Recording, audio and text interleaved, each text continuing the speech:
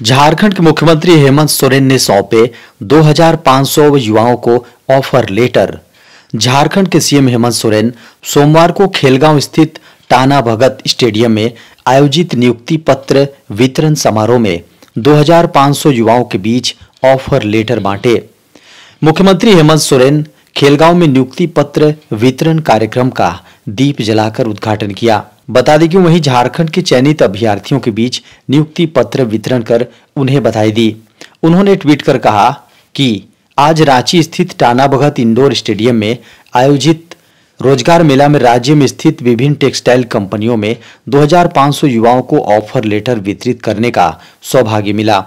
इस अवसर पर सभी युवाओं को हार्दिक बधाई, शुभकामनाएं और जोहार। इस शुभ अवसर पर मैं यहां उपस्थित सभी टेक्सटाइल कंपनियों को भी हार्दिक बधाई और शुभकामनाएं देता हूं।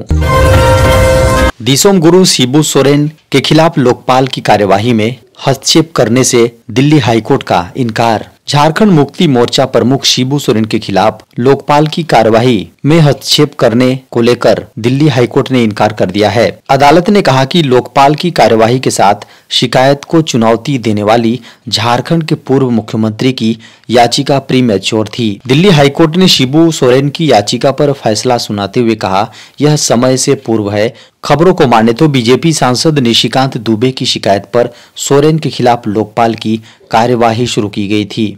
लोकपाल कार्यवाही पर हमला बोलते हुए हेमंत सोरेन ने हाईकोर्ट में दलील दी थी कि उनके खिलाफ मामला पूरी तरह से दुर्भावनापूर्ण और राजनीति से प्रेरित है। हालांकि जवाब में लोकपाल का कहना था कि कार्यवाही कानून के अनुसार की जा रही है और शिकायत अभी भी निर्णय के लिए खुली है और वह इस स्तर पर शिकायत की योग्यता पर टिप्पणी नहीं कर सकता है। झारखंड के इन राशन दुकानों को किया गया सीएससी के रूप में डेवलप। झारखंड की जन वितरण प्रणाली दुकानों को कॉमन सर्विस सेंटर यानी सीएससी के रूप में डेवलप करने का फैसला लिया गया है, जिसके अंतर्गत झारखंड की 6671 राशन दुकानें सीएससी यानी कॉमन सर्विस सेंटर के रूप में विकसित की गई हैं। साथ ही 377 दाल भात केंद्रों में गरीबों को 5 रुपए में भोजन मिलने लगा है। बता दें कि इससे जन वितरण प्रणाली दुकानों की इनकम में वृद्धि होगी। साथ ही सीएससी के रूप में परिवर्तित 318 दुकानें डीजी पे के रूप में, 580 दुकानें डिजिटल सेवा पोर्टल यानी डीएसपी के रूप में एवं 802 दुकानें ई स्टोर के रूप में रजिस्टर्ड हैं। बता दें कि योजनाओं में नवाचार का समावेश करते हुए झारखंड के लोगों को न्यूट्रिशन सिक्योरिटी लगभग 66 लाख लाभुक परिवारों को दी जा रही है।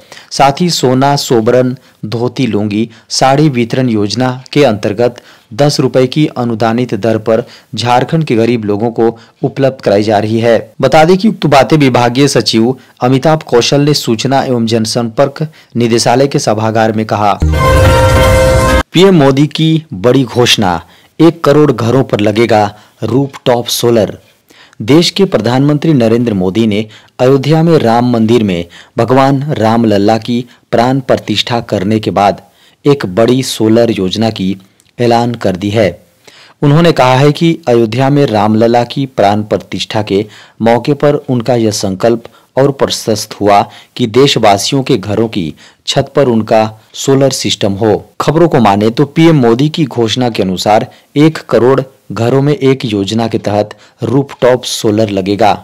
पीएम मोदी ने अपने सोमवार यानी 22 जनवरी को अपने आधिकारिक एक्स हैंडल से बताया, सूर्यवंशी भगवान श्री राम के आलोक से विश्व के सभी भक्तगण सदैव ऊर्जा प्राप्त करते हैं। आज अयोध्या में प्राण प्रतिष्ठा के शुभ अवसर पर मेरा यह संकल्प और प्रस्तुत हुआ कि भारतवासियों के घर की छत पर उनका अपना सोलर रूफटॉप सिस्टम हो। झारखंड में मैट्रिक इंटर के छात्रों के लिए बड़ी खबर है। 25 जनवरी से डाउनलोड होगा मैट्रिक इंटर का एडमिट कार्ड। झारखंड में मैट्रिक व इंटर के एग्जाम का एडमिट कार्ड 25 जनवरी से डाउनलोड हो जाएगा। बता दें कि admit card Jharkhand academic council यानी जैक की वेबसाइट www.jack.jharkhand.gov.in/जैक से डाउनलोड होगा। बता दें कि मैट्रिक इंटर की परीक्षाएं 6 फरवरी से आयोजित होंगी। प्रायोगिक परीक्षा व आंतरिक मूल्यांकन 28 फरवरी से 11 मार्च तक होगी। परीक्षा स्कूल कॉलेज के स्तर पर ली जाएगी। प्रायोगिक परीक्षा व आंतरिक मूल्यांकन का अंक 29 फरवरी से 12 मार्च तक अपलोड होगा। मैट्रिक इंटर की परीक्षा की तैयारी को लेकर 24 जनवरी को डीओ की बैठक जैक में होगी। बता दें कि एग्जाम की तैयारी की जानकारी ली जाएगी। जैक द्वारा एग्जाम को लेकर दिशा निर्देश भी दिए जाएंगे। झारखंड में 24 जनवरी से पड़ेगी कड़ाके की ठंड। मौसम केंद्र ने पूर्वानुमान जताया है कि झारखंड में 24 जनवरी से कड़ाके की ठंड पड़ने वाली है। झारखंड की राजधानी रांची समेत कई जिलों का टेम्परेचर गिरेगा। बता दें कि शहरी इलाकों का तापमान 8 डिग्री सेल्सियस के आसपास रहने की संभावना है। खबरों को माने तो ऐसी स्थिति अगले 2-3 दिनों तक रहने की संभावना है। ऐसी स्थिति कई जिलों में रहेगी। बता दें कि इस दौरान सुबह में कहीं कहीं धुंध छाया रह सकता है। आसमान स्वच्छ रहेगा। देर रात तक तापमान गिरेगा। दिन में अधिकतम तापमान 23 से 24 डिग्री सेल्सियस के बीच रहेगा। खबरों को माने तो 27 जनवरी तक मौसम के मिजाज में बदलाव की संभावना नहीं है। मौसम केंद्र ने पूर्वानुमान जताया है कि इस दौरान सुबह में कहीं कहीं धुंध छाया रह सकता है। आसमान साफ रहेगा। भारतीय सेना में भर्ती के लिए अग्निवीरों को देनी होगी एक और परीक्षा। भारतीय सेना में भर्ती होने वाले उम्मीदवारों को इस वर्ष से अनिवार्य रूप से मानसिक जांच परीक्षा से गुजरना होगा। इनमें 3 पैरामीटरों पर जवानों की जांच होगी। एक, कहीं उसमें खुद को नुकसान पहुंचाने की प्रवृत्ति तो नहीं है। दूसरे, वह दूसरों को नुकसान नहीं पहुंचाएगा। और तीसरे, सामाजिक रूप से उसकी प्रवृत्ति नकारात्मक तो नहीं है। इन 3 पैरामीटर पर खरा उतरने के बाद ही उसे सैनिक बनने का अवसर मिलेगा। खबरों को माने तो यह प्रावधान अग्निवीरों से शुरू होगा, साथ ही अन्य सभी भर्तियों पर लागू होगा। जहां सीधे भर्ती, वहां भी उम्मीदवारों को यह परीक्षा देनी होगी।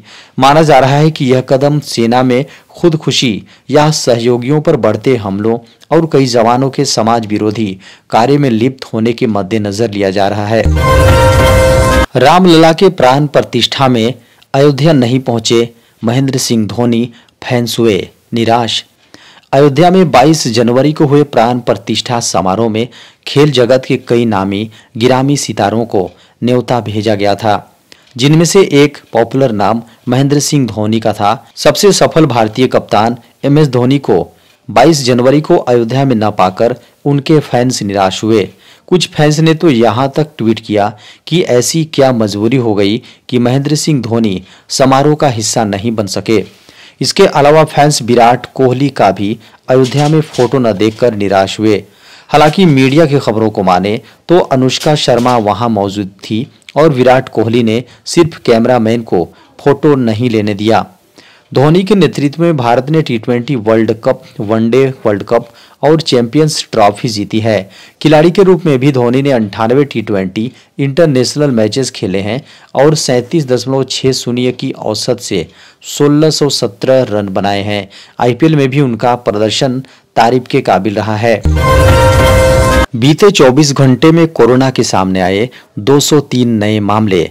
भारत में पिछले 24 घंटे में कोविड-19 के 203 मामले दर्ज किए गए, जबकि इस बीमारी के उपचाराधीन मरीजों की संख्या 2034 हो गई है। सोमवार को केंद्रीय स्वास्थ्य मंत्रालय ने इसकी जानकारी दी। स्वास्थ्य मंत्रालय द्वारा सुबह 8 बजे जारी किए गए आंकड़ों के अनुसार पिछले 24 घंटे में 2 लोगों की इस बीमारी से मौत हुई है। इनमें से एक व्यक्ति की केरल में जबकि दूसरे व्यक्ति की महाराष्ट्र में मृत्यु हुई है।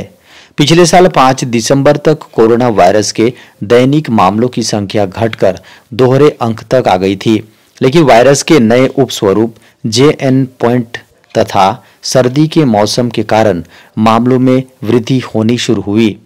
खबरों को माने तो 5 दिसंबर 2023 के बाद एक दिन में कोरोना वायरस से संक्रमण के सर्वाधिक 841 नए मामले 31 दिसंबर को दर्ज किए गए, जो मई 2021 में रिकॉर्ड सर्वाधिक मामलों का 0.2% था।